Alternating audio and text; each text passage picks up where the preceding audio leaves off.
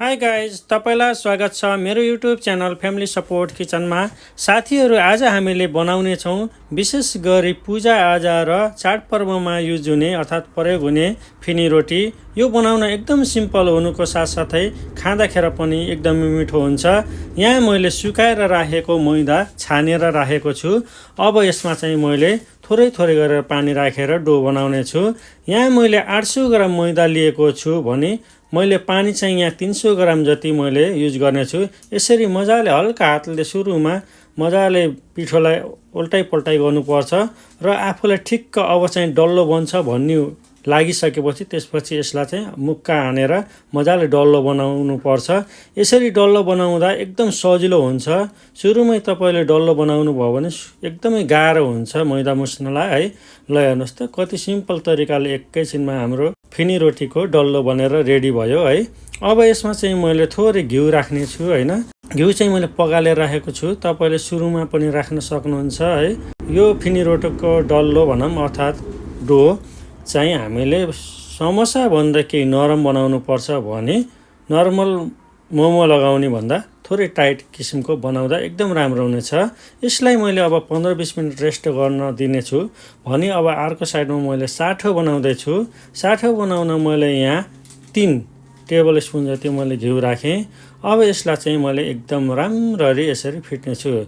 जबसम्म यो सेतो हुँदैन तबसम्म मैले राम्ररी फुट्ने छु भने यसमा युज हुने चामलको पिठो भनेको एकदम मसिनो राख्नुभयो भने एकदम राम्रो है। जसले चाहिँ एकदम हाम्रो चाहिँ यो फिनी रोटी बन्दाखेरि एकदम राम्ररी हैन क्रिस्पी बन्नुको साथसाथै हैन यसले चाहिँ लेयर चाहिँ छुट्याउने काम गर्छ। ल हेर्नुहोस् त यतिको भइसकेपछि अब मैले यसमा चाहिँ यो घिउले जति पिठो एड्जर्ब गर्छ अर्थात् मिक्स गर्दा ठिक्कको हुन्छ त्यति चाहिँ मैले गर्छु।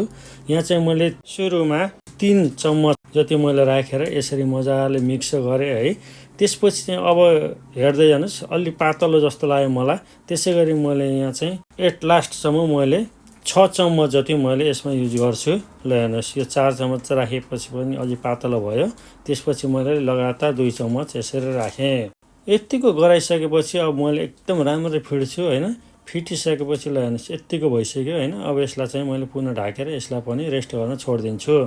जबसम्म हाम्रो यहाँ ल हेर्नुहोस् अघि छोपेर राखेको मैदा चाहिँ नरम भइसकेको छ। यसलाई फेरि मैले पुनः एकचोटि मजाले माड्छु हैन। तपाईँले एकदम यसलाई चाहिँ माडेर एकदम राम्रो बनाउनु भयो भने हैन एकदम स्मुथ बन्छ हैन। यसरी बनाउँदाखेरि एकदम राम्रो बन्छ हाम्रो चाहिँ यो फिनी रोटी।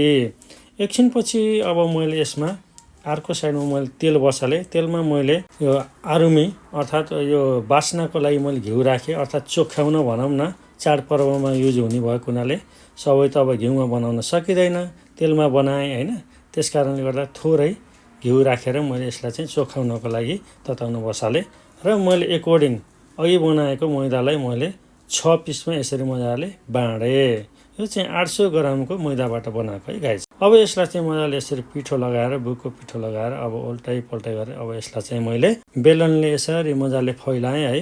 राम्ररी फैलाउनु पर्छ, जुन कि आफ्नो साइज मिलाएर फैलाउनु पर्छ। अब कतिको गर्दा ठिक्क हुन्छ त्यो अनुसार गर्नु होला। मैले पनि यहाँ आफूलाई ठिक्क हुने हिसाबले मैले यसरी गराएँ।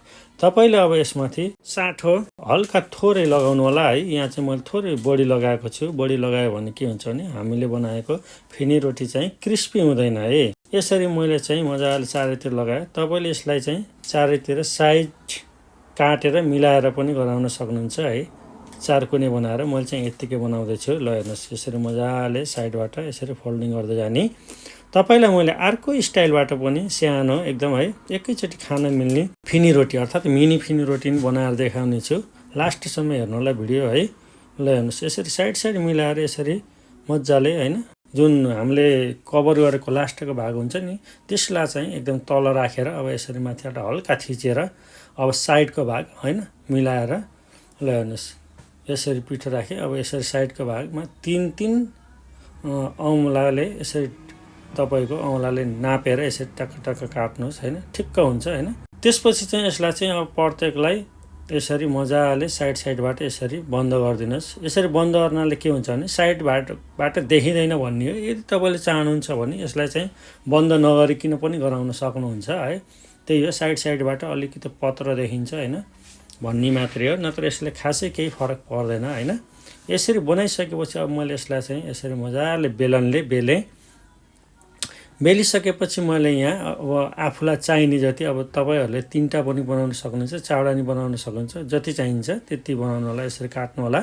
मैले चाहिँ 2 पिस बनाएको छु है। यसरी मजाले मैले फेरि अर्को पनि लिएर अब यसलाई हेर्नुहोस्, यसलाई पनि मजाले यसरी बेलेर 2 कट काटेँ।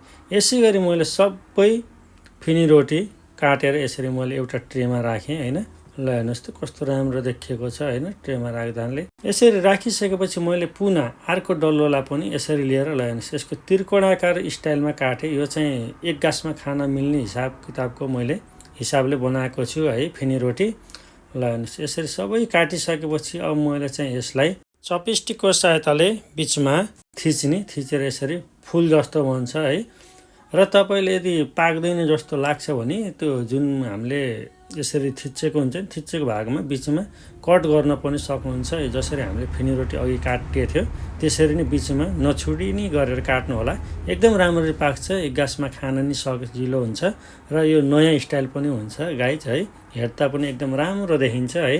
ल हेर्नुहोस्, यसलाई पनि मैले एउटा भाँडामा खनाएँ। यसरी खनाइसकेपछि मैले अर्को साइडमा ल हेर्नुहोस् त यहाँ हाम्रो के छ भने तेल पनि तातिसकेको छ। त्यसपछि मैले चाहिँ एक एक गरेर पहिला सुरुमा बनाएको फिनीलाई यसरी मजाले माथिबाट राख्दै मजाले चलाएँ है। यो एक साइडबाट मात्रै पकाउँछन् धेरै जसोले, मैले दुईतिरैबाट पकाउँछु, खासै केही फरक पर्दैन।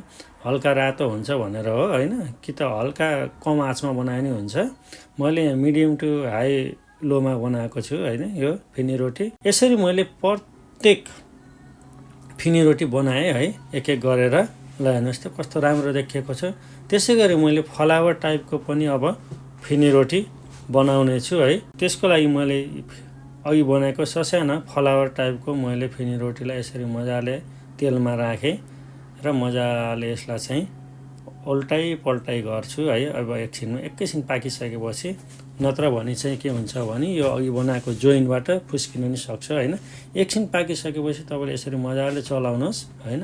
हामीले बनाएको फिनी रोटी बनेर रेडी भइसक्यो हैन। तपाईलाई आजको भिडियो कस्तो लाग्यो कमेन्ट गरिदिनु होला र मन परेको खण्डमा लाइक सेयर गरी च्यानललाई पनि सब्स्क्राइब गरिदिनु होला, जसले गर्दा आगामी दिनहरूमा राखेका भिडियोहरू तपाईहरुसम्म चाँडोभन्दा चाँडो पुग्नेछ।